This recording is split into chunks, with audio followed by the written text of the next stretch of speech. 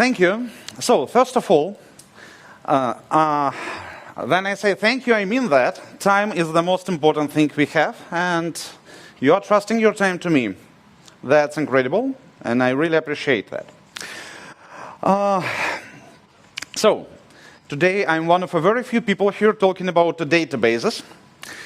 And I work in information technologies for like over 20 years in different capabilities and roles. And last 5-6 years, my heart belongs to Apache Cassandra, which is a distributed, decentralized NoSQL database. Well, basically, I work on the data stacks, which is the commercial phase of Apache Cassandra. I work in core engineering, so we work on open source Apache Cassandra. There will be no marketing or sales pitches today. Let us start here. My official job title is something like development operations for Apache Cassandra, blah, blah, blah. But no, my real job title is IT exorcist, because my favorite thing here is to get rid of heresy in information technologies. And believe me, there is plenty of that. For example, NoSQL, I was just like forced to use this word here to trick you to come here. In general, NoSQL is bullshit. NoSQL tries to group together Redis, Neo4j, Cassandra, Mongo, things what like. They are totally different to each other. And that's like a very common lie. But today we speak not about NoSQL. You and me, we will design some interesting things together. Usually you come to conference, you come to talk, to listen. That's not how it works today. Today you will be talking. Like, I'm tired, I did so many talks in the last years, like I don't want to do it anymore. Now you will do my talk for me. Is there any software architects in the room? Good. Anyone else? So, congratulations, now you have much more colleagues than you thought, because now each and every one of you will be a software architect. Because today I want you to think like an architect. Doesn't matter if you're a software developer, database administrator, whatever, DevOps engineer, whatever is your job title. For now, your job title will be architect, because we are going to do some interesting things, and I will need you to consider requirements and come up with decisions, maybe producing sarcasm as a side effect, if you would like to. Well, I do it all the time. Good. And we will be speaking about data, about queries per second, about select, inserts, updates, deletes, maybe, if we get there. And as everyone here is hired, just hired as an architect, architect job will be to analyze, define, identify requirements, and then do something with them, deliver solutions, make architectural decisions. That's what we are going to do. And before doing that, I kindly ask you to join me for a ride. We are going to use my time machine to get to year 2008. There one company which in person I do hate faced some issue, and as an outcome of a solution of this issue was product I'm currently working for. Quite strange things happening sometimes. Welcome to the year 2008. Facebook reached their first 100 million users, right? That's like by now doesn't sound big. I mean, in 2023, right? It's still 2023. It doesn't sound big. Like many companies have like this now, this number. But in the year 2008, it was different. Even big companies with really a lot of customers were spread across like continents and had some local branches taking care of that. There were no true global companies. Different headquarters, different branches, and so on and so forth. I believe Facebook was the first one to reach such a number, and it changed the game. How it changed the game? First thing, basically, they had clients all around the world on all the continents, right? Something new. Usually business were much more regional. Then, fast internet connection. Does any one of you remember the noises what USA Robotics 56K makes? Yeah, anyone? Okay, I see some people. Stop crying, guys. It's fine, it's over, it will not return. But that was a game changer. Now, with a fast internet connection, like before with modems, Doesn't matter how slow your database is. If your last mile to the customer is slow, you can use whatever you want as a database. It's like, doesn't really matter. The fast internet connections coming even to mobile phones, it was a real breakthrough. Even software-defined networks were getting faster and faster. So yeah, that was interesting. A lot of data. Well, I have no idea how much data Facebook was handling in 2008. Frankly, even now we don't know because they don't tell us, sadly. But we speak about like the maximum possible volume of data for IT companies, right? We speak about some big numbers or biggest numbers considering the year. And then finally, we were getting into high availability requirements. So now no one will be happy if your application is not available. People will switch to your concurrents, and boom, you are gone very quickly. And there was a problem. Database markets was dominated by relational databases for decades, basically starting 1960s, things like that. Yeah, so we speak about, well, maybe 70s. We speak about whatever Oracle, Microsoft, and before and after Postgres, great databases, but was not enough considering all the things we just mentioned. It was not enough. We needed more. We, as people using this cursed system. So, it's the year 2008, you're a software architect, and we are going to design a database. Thank you for coming. And we start with the requirements. And we will think what we can do with these requirements to make decisions. First one, we have customers all around the globe. And we have it mean literally, if you have your database deployed in Australia, your customers in Europe won't be happy, right? Doesn't matter how fast your application is, there is still speed of light. We cannot beat speed of light yet, or maybe we'll never will be able. That would be maybe kind of sort of sad.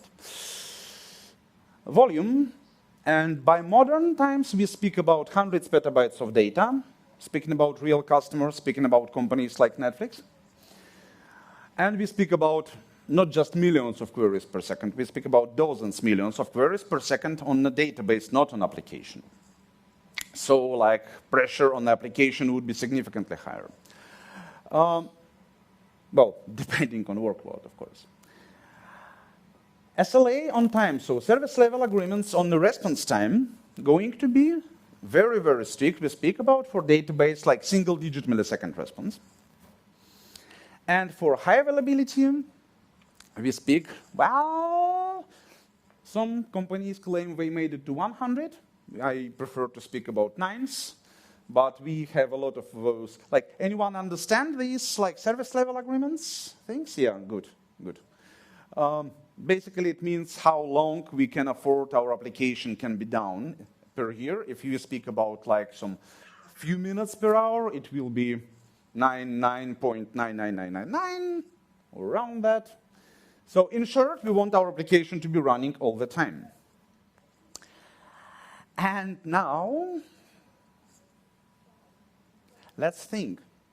And don't listen, I mean like let's think, I mean you think, I relax. If we have users all around the world and we still have SLA on time and response time, what are we going to do with that? How we can handle that? How we can make it responding very quickly to a customer in Africa and to a customer in North America and to a customer in Australia?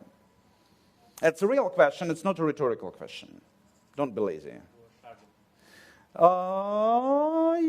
Yeah, sharding is good. Sharding comes, but not right now. We are getting there. Sharding will be not enough. You can shard your data based on the geographical, but still, like you will have to put this shard somewhere, right? So first, basically that's the right answer, but we will see soon. Like there is a lot of things happening around sharding.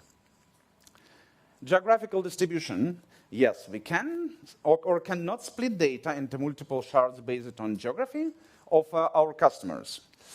For many workloads, it won't really work because some customers need to have access to all the same data, so geo-sharding won't work, but still, we do need to have multi-region deployments. If we are going to cover all the world, we will need to have multi-region deployments or multiple data centers running on different places.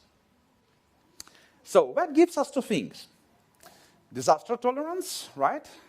If done properly, we can afford losing a region and still dispatch data. Maybe slower, but it will be happening. But second thing also, we keep our data closer to our customers. There is one little trick here. Again, you can do it with relational databases. But traditional deployment will be active, passive, passive. So one data center, for example, United States one, will be active, so available for writes and reads. But all the others will be followers, all the others will be just available for reads, which doesn't answer our requirement because customers in Australia, also good guys and girls, they want to write data also quick, not only read. There are some Americans in the room, so I better not use master-slave terminology, right? Okay, I will do. So leader-follower the same. Good. So with geographical, we went with multiple active data centers. That's the only option for us. We make decisions, we don't know yet how we will implement it. But if we don't do multiple active data centers, there is no way we can make it properly. So we need to find a way to do it somehow. Okay. For now, time for decisions, time for design. Particular design will come slightly later. Volume. Again, we speak about millions of queries per second on a single cluster, and we speak about petabytes of data on a single cluster. First question is, how the hell do they do that? That's a real question, not a rhetorical one. Bingo! Look at this guy. Same answer, two questions. And both times he's kind of sort of right, yeah? No, for this time, for real. Long story short, partitioning, because scaling doesn't have to be hard. In my world, it's called partitioning because sharding has strong negative connotations. Anyway, how many of you did sharding before?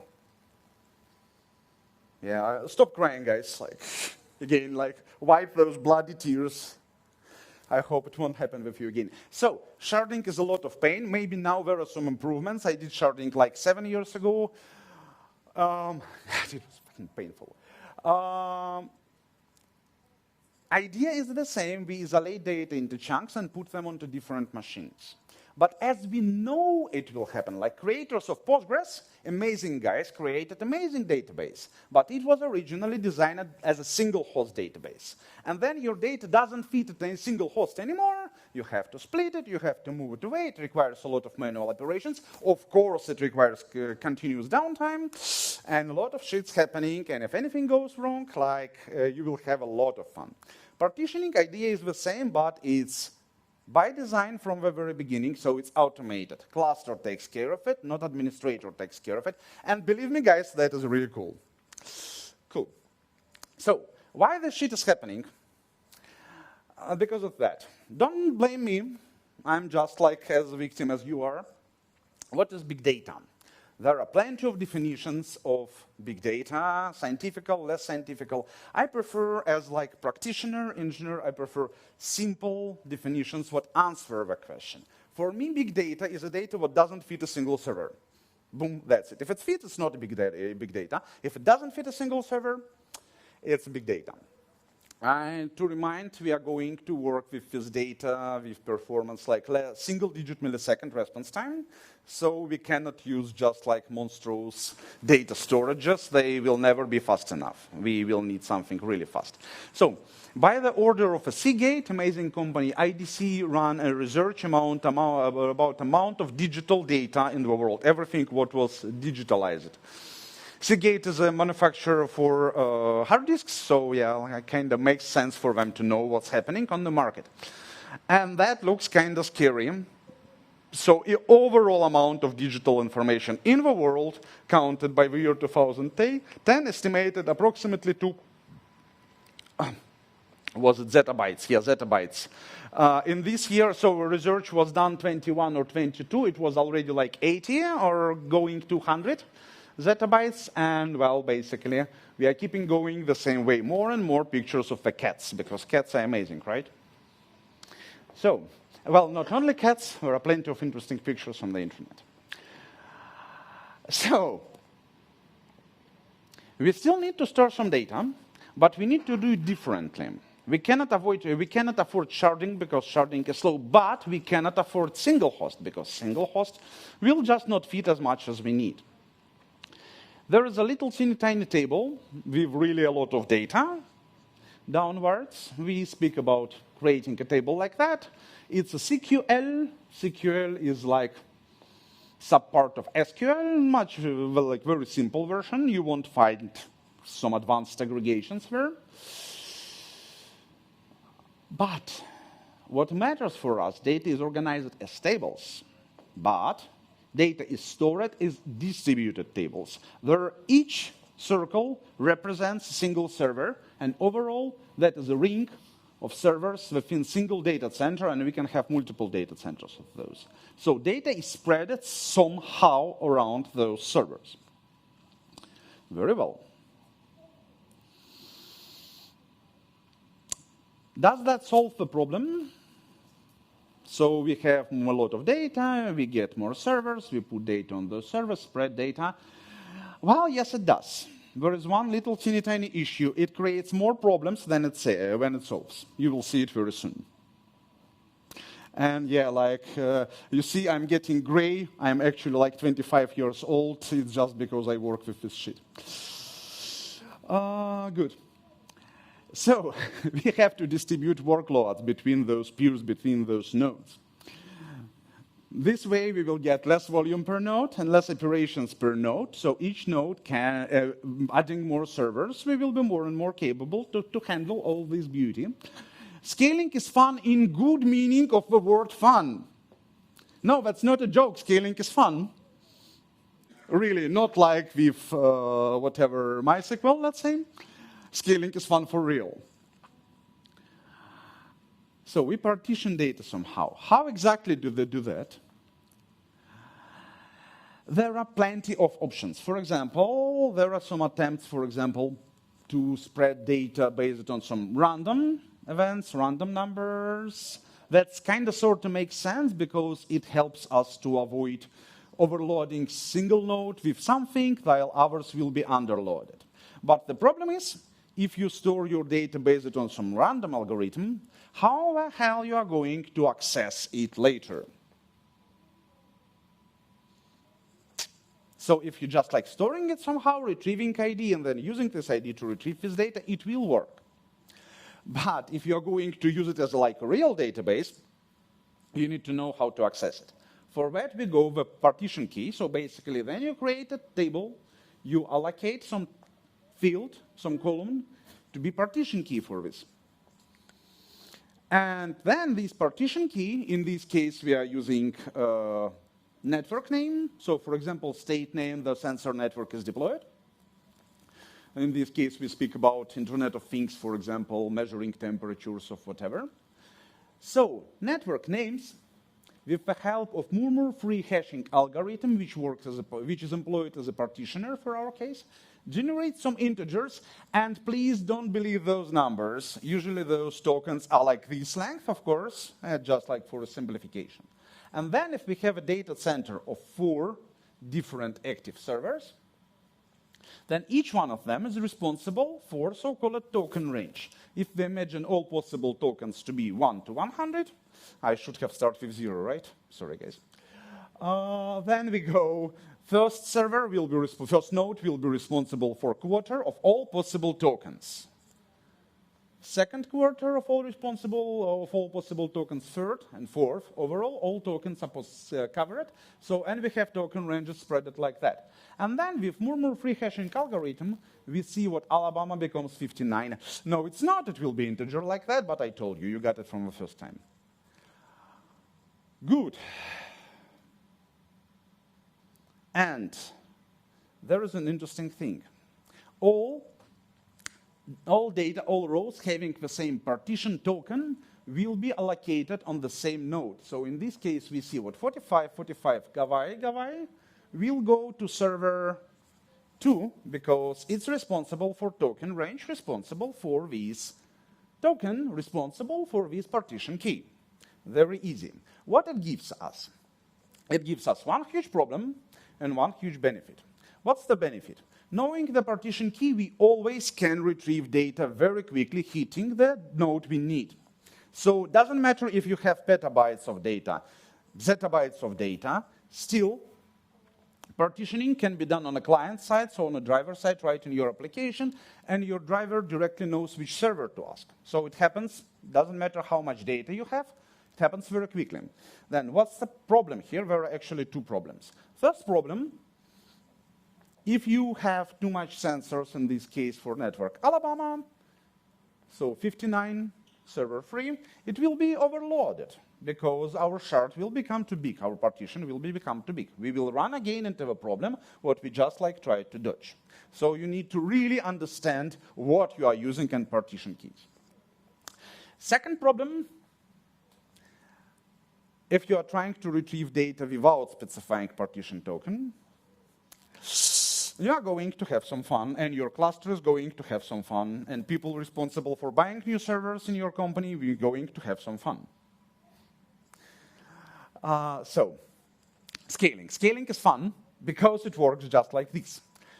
We go with horizontal scaling, and if we want to process more data, for example, we are expecting some Black Friday, we just doing scaling out, adding more server. Cluster automatically does the thing called a token range recalculation. Token range recalculation means token range per node will be smaller. Therefore, each server will be responsible for a smaller set of data. And therefore, each server will be able to process more queries per second. Well, technically, it will not process more queries per second, but it will have lesser workload. So it works perfectly. And the same thing's happening when Black Friday is over and we know no one will be buying anything from us. So we want to scale in. We take down two servers, decommission them. We not just physically kill them, we warn the cluster what this shit is going to be taken down after some time. So what? Token ranges recalculation, moving data to a new responsible nodes, and we are done. We have 3-node data center with approximately 33 persons token range per server. And all scaling operations must be live because we cannot afford downtime. How it happens, I explain soon.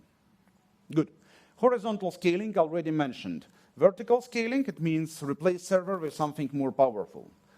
Problem with vertical scaling, first, it gets very expensive very soon.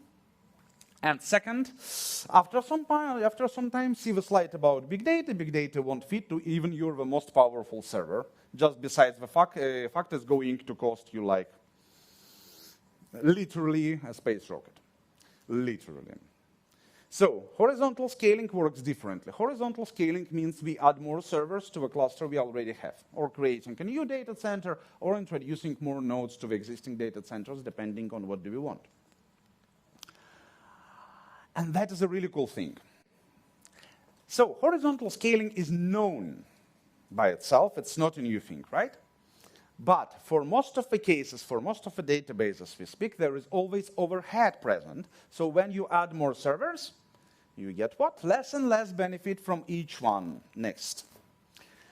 Some years ago, Netflix guys are amazing. They are biggest Cassandra users and one of the biggest Cassandra users. And they also very open about how they're using, what do they do. I love Netflix totally, both as a customer, as a partner, as whatever friend.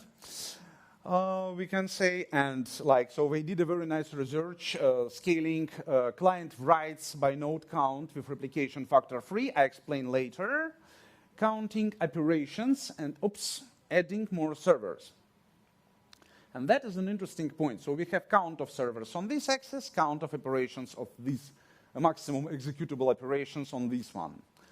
And what's really cool here is notice how straight this line is. For most of the cases, it would be something like that. Why? Because overhead has no mercy for you. But I have, and Cassandra has. So we go with that. If you see a little asterisk, little mark on your contract, job contract, loan contract, whatever like contract, you know, like you need to have them a lot of attention here right this moment, right? So, and yeah, this here happens because of some reasons, right? This shit works only if you do your data model right.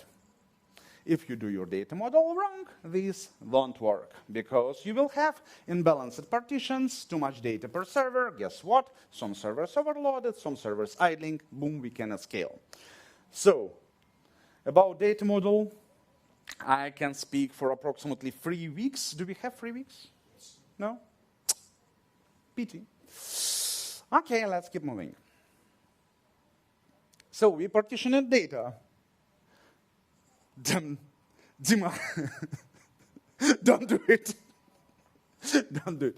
So we partitioned data and spread it over multiple servers, over multiple active data centers. It's going to be pretty cool now. Now we need it to work fast, because like it's not enough to spread your data over multiple servers. We want them to be quick. How we are doing that?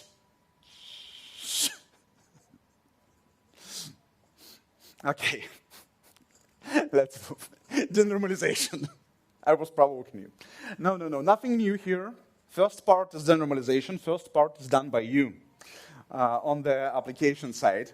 So exactly as you create like your amazing fifth normal form on the relational database, then you try like to run it under real load and find out what it doesn't work, and you start to denormalize. How many of you understand the idea of a normalization, denormalization? Okay, so good, I have some slides. Normalization. Database normalization is a process of structuring data in accordance with normal forms in order to reduce redundancy and improve integrity. First was proposed by Edgar Cott as part of his relational model. And there is nothing wrong with normalization. Normalization is a great thing, as long as you can afford it. So, main idea is nothing is repeated. If you have some employees working in some departments, you will have separate table for employees, separate table for departments. If you are going to rename some department, you will do it only one, with one statement, changing only one row, right? And if you are going to transfer employee from department to department, you will have therefore some, again, simple updates. But normalization has its downsides. We were taught what normalization is the only right way to do. So welcome to the dark side. It's not so obvious as we were taught. Actually, normalization can be pretty bad. Yes, normalization gives you simple rights and data integrity on relational database, which is kind of cool. But reads. Normalize the data, you will have to use joins. Joins are painful by themselves, but don't forget we speak about petabytes of data over hundreds of servers. Good luck with joins. Once I saw SQL query which got an exception, too many joins in one operation. Wanna get how much was the number? Try. Like it was approximately 8 years ago. It was MySQL. I don't remember the version. What was that MySQL 8 years ago? Version 5, I believe. And like, what was the maximum possible amount of joins in a single select statement? Come on, people, I'm not biting. Not today, at least. Not you, at least. 2048. Whew, I would not survive that, sir. No, 61. 61 join in one single query. Can you imagine supporting this shit? Maintaining this shit, trying to bring any changes. It was quite interesting experience, dear ladies and gentlemen. Yeah, so slow reads complex queries. Statement with like any noticeable amount of joins is not going to be quick just because. So we go with denormalization. Denormalization is a strategy used to improve read performance by the price of write complexity, I would say. The idea is we duplicate what we have. So when I work with Edgar Cott employee, I also put department name, not also in departments, but also in the department of this employee directly. Benefit? Then now I need to receive data about this employee with his department. I will do just like one select statement, querying one table, hitting one server, working quickly. Obviously. Downsides, now when I'm going to rename the engineering department, I will need to issue at least 2 updates, maybe more, touching very many different points. So, quick reads and queries are simple, then you have your data properly denormalized. Manual integrity, so no more on-delete cascade, no more foreign check constraints and so on, but we work with NoSQL, so we're not going to have it anyway, so this price is already paid and covered in full. But there is a real good thing what many people do not understand. Then you do normalization and when you do joins. Many joins will depend on results of previous joins, not all of them, but very often you have join on join on join on join on join, selecting here, here, here, there, and next join very often cannot be executed before previous join is done. That means we cannot, what? Parallel. We have to do it sequentially. The story is with denormalization, we can do multiple writes simultaneously. And if your database is ready for this shit, then you can do it really quickly because it's parallelable. So situation is getting more interesting with denormalization. Routing. Oh, I will be very quickly here. You remember this slide, right? Data is organized as distributed tables.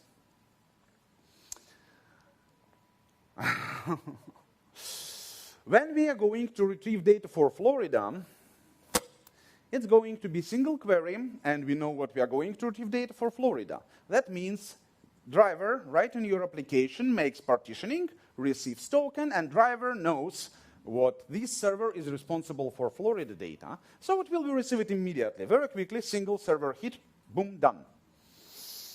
If you are going to receive data for sensor C002 without knowing its state, it's called a full cluster scan, because driver cannot define the server to contact, so it's going to ask each and every of them.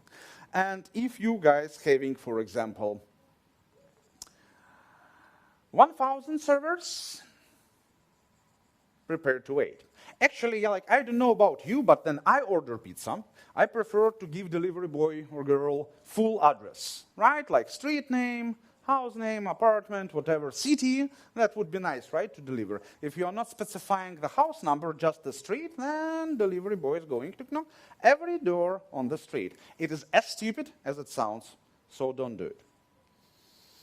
Good. Pros, efficient operations over petabytes, then you know partition key. Cons, if you don't give partition keys, considering where your data can be stored, it's not going to work fast. So each Cassandra server, each Cassandra driver knows data allocation, how it's placed on a cluster. It's called the token aware. So your application can contact any server, still get the answer, because if server you are asking is not responsible for this data, it will redirect the query to a proper server or execute operations as query coordinator for this query, actually. But normally, driver contacts proper replica node, nodes are responsible for this thing. Speaking of this, we have last thing, service level agreement for high availability. How do we do that? And Dmitry, this time partitioning will not help. We can partition data as much as we want. It won't help with high availability, right? If server is down, one partition will be unavailable, and partition will not help here. But well, it served pretty well on the previous times. What will help here? Again? Peer-to-peer communication, nice. And one, right, we will talk about that. One more thing. If I have all my data on a single server, and this server is down, I cannot retrieve my data, or write.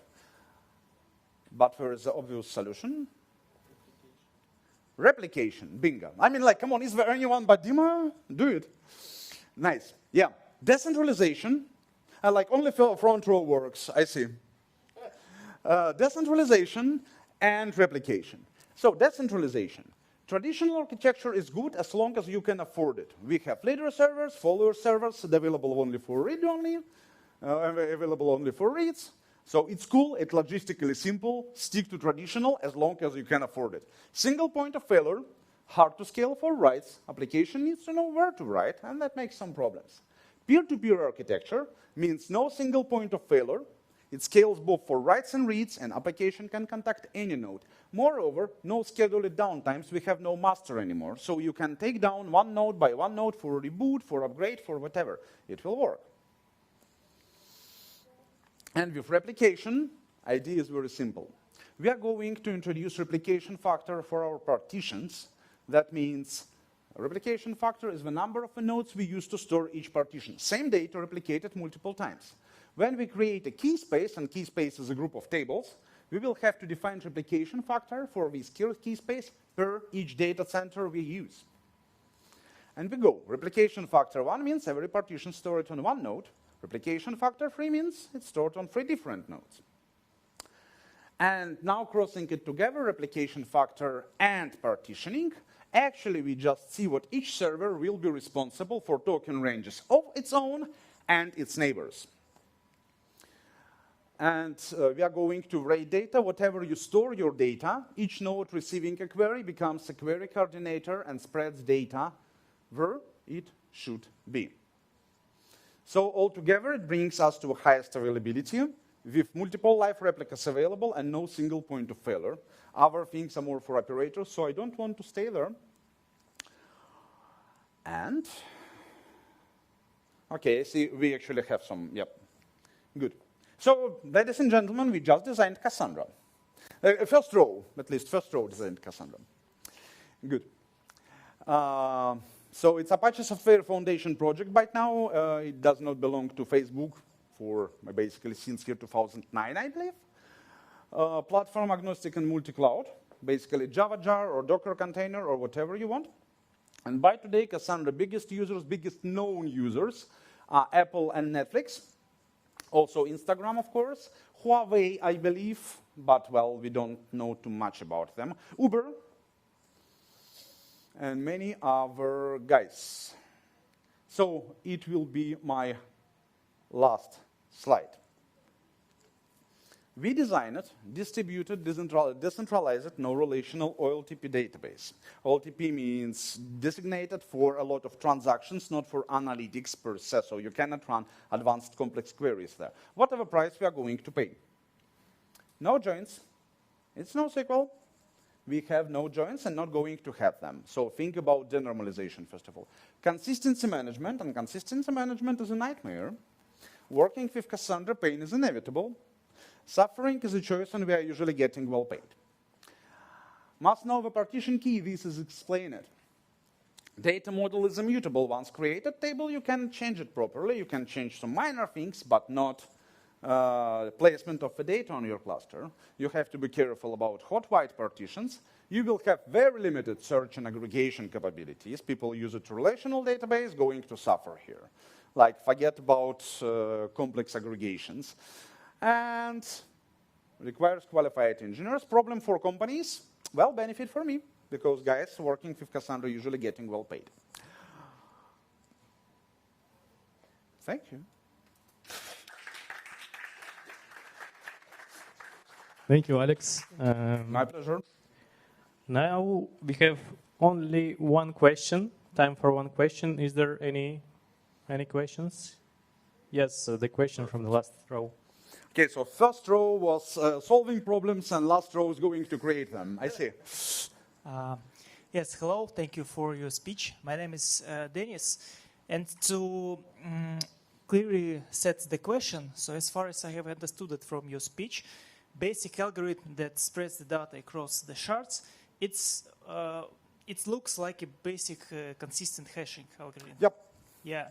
So as for me, I know systems that work with it, and they struggle with the problem that, if I'm not mistaken, after you, the resharding keys that specify which data, for example, Alabama data is stick to specific nodes to be written, and only after a new node is added to the whole cluster, then this hash value is recalculated for the whole matrix. Is it correct? Yes. So you see, the partition keys are calculated using the same algorithm, using the same partitioner. So token per se will never change. Alabama will be 50, for example. It won't be 50, but let's Even imagine after writing 50. the new node. Even after doing whatever we want, a partition key always stays the same. But different servers, different nodes will be responsible for different ranges of this token. So if, for example, server A was responsible for this token, but we're adding more nodes, removing some nodes, it's not responsible for this token anymore. Data has to be streamed to a new server. It's not a big deal because it's fully automated. You just push the button, allow the move, and then cluster handles it. But on the huge clusters with thousands of servers, then many scaling operations happen simultaneously. It can lead to tremendous problems. So usually, here, traditional approach before Cassandra 5 will be add one server at a time or remove one server at a time. Don't add hundreds of servers. It's a stupid idea. With the new version of Cassandra, it will be better. Okay, so just to make it clear, after I add a new node into the whole cluster, so even so for all keys, the new data will be written to the new storage nodes. After you add some servers, so token ranges will be recalculated. Some of the new nodes will be responsible for new data, but they won't be considered live until transfer of all the data will be finished. Because we not only write, but also read. So we should not read from the node which is not ready. Does it guarantee that it would affect, so upcoming metrics will be the one that I wanted, will be affected to be pointed to another storage node? I'll give an example. For example, I have a really, really huge metric, and after adding a new node, I want to be sure that my old storage nodes won't run out of space, and new data will be pointed directly to the new storage. So the story is you do not allocate nodes directly. Cluster does that for you. Yeah, I'm afraid we are going out of time, but I will be happy to proceed afterwards.